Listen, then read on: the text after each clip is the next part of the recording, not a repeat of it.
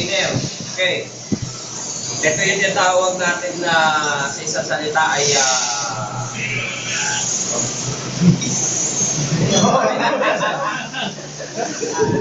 okay. Shock. Okay. Knuckle arm shock. Kabuuan nito is cylinder head, assembly, intake, and exhaust manifold. Hose, bypass hose, hose plug, radiator hose lower, radiator hose upper, spout. Yan lang, kasimple. Okay. Ngayon, spout, distributor, assembly, distributor cap, high tension wire, yung nasa taas, no? Yun lang ang mga ano niya.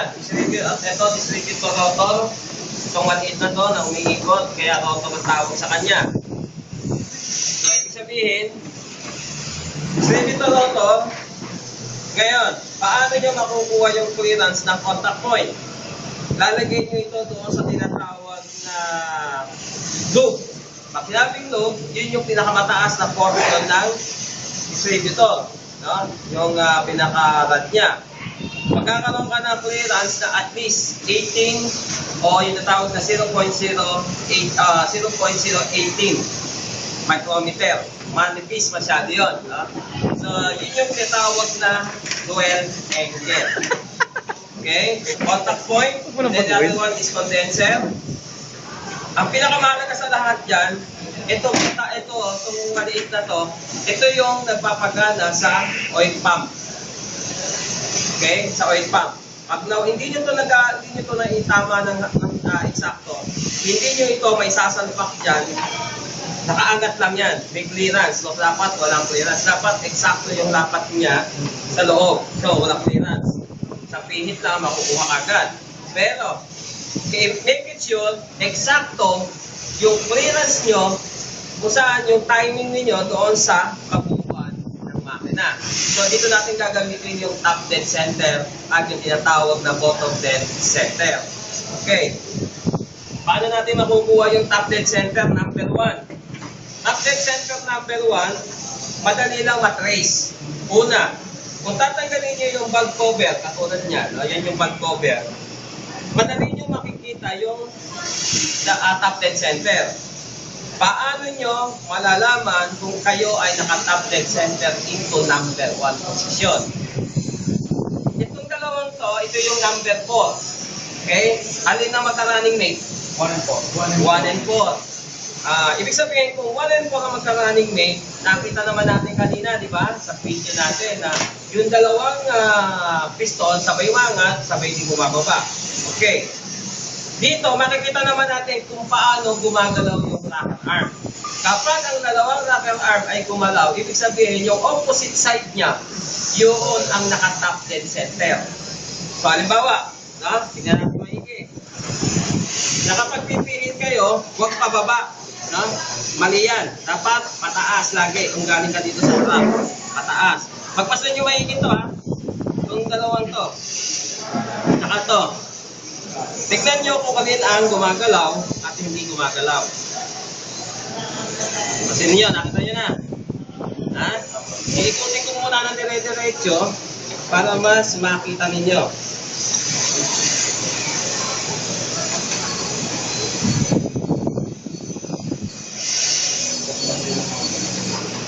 So, gumalaw na yung number 1. Paka-exhaust, intake. So, ibig sabihin, kapag ganyan ang pwesto mo, in other words, naka-pipe ka into number 4 position. Kapag sinabing number 4 position, ito yung dapat mong i-adjust na valve. O yung tatawag natin valve socket. Ito yung pinakamaluwag. Umiikot yan. Kapahin nyo. Kahit sino sa inyo. Kapansin yan, umiikot yan. Itong dalawang to, hindi ito gagalaw. Dapat yan, matigas yan. No? Hindi gagalaw yan, yung dalawa na yan. Bakit? Kasi siya yung nakatukod. So ito, naka-freeway to. Naka-freeway din yan. So, kukunin natin ngayon yung top dead center number 1. Okay. Top dead center number 1. Kamay pa.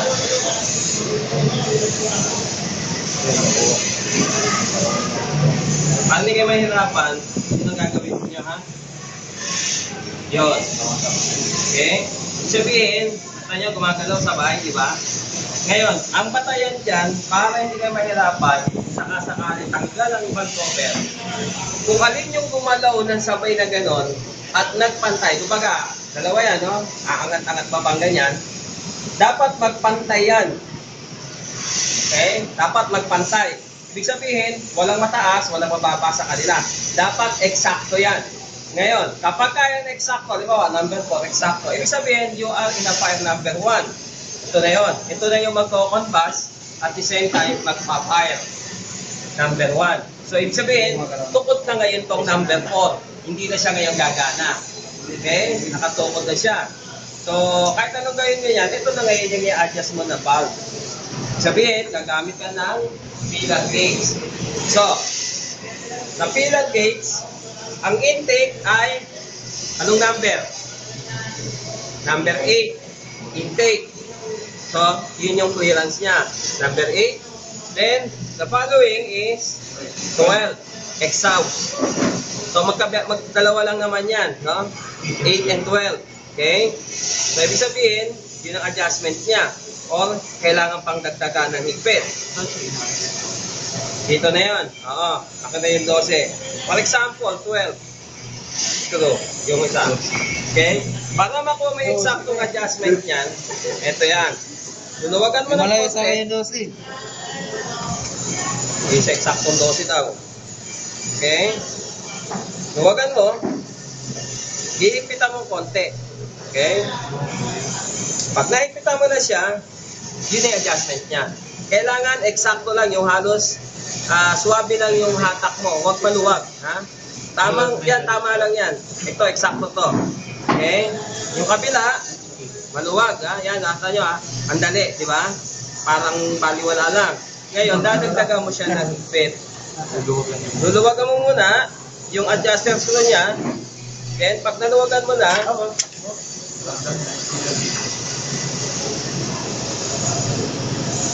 okay. Number 8. Intake. So, ibig sabihin, higpitan mo lang konti, okay na yon.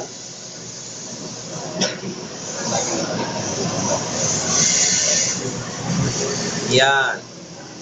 Okay? So, ibig sabihin yun yung eksakto niya. Ngayon, halimbawa, sabihin sa inyo nung aseso, kung gusto ko 2 bira lang.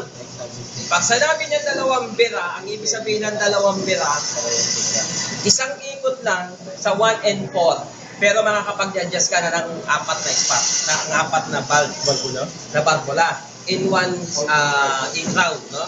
So, ibig sabihin, tignan niyo maigi ha, exhaust, intake, intake, exhaust, exhaust, intake, intake, exhaust. Okay. Paano at alin ang i-adjust mo para isang bira lang, 4 na ang madadali mo? Okay. Una mo dadalihin, halimbawa, ito ang i-adjust mo. 1, then, yung tinatawag na number 3, number 5. Number 5 na valve. Tapos, sa intake, ang i-adjust mo is number 2 at number 3. Yun na yun. So, 1, 5, 3. valve yun ha. Ang i-adjust nyo is 1, 2, 3, and 5. 1, 2, 3, 5 na. Okay. Exhaust 1 and 5 po. 1 and 5. Ang i-adjust. Oo, 1 and 5. 2 and 3. 2 and 3. Ngayon, halimbawa, nasa number 4 ka naman. Ganun din, the same din yun. Ang i-adjust nyo naman is 8, 7, 6, and 4. Yan ha. 8, 7, 6, and 4. So, ibig sabihin, may laktaw ka lang na isa, exactly, i-adjust nyo ng tama. Ngayon, paano nyo malalaman kung nasa tama kang posisyon? Dito, meron tayong makikita na gatla na manipis na manipis. Paano nyo makukuha yung gatla? Para hindi kayo mahirapan, gumagamit tayo ng choke. Baka yung choke. Okay? Yung choke, makikita nyo yung para makita niyo yung clearance. Ayun. Ha? So, ito yun.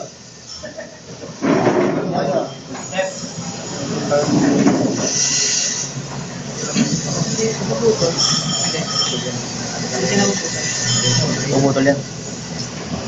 Yan ang sa'yo. Ayun. So, may nakita kayong puting maliit na manipis na puti. Yun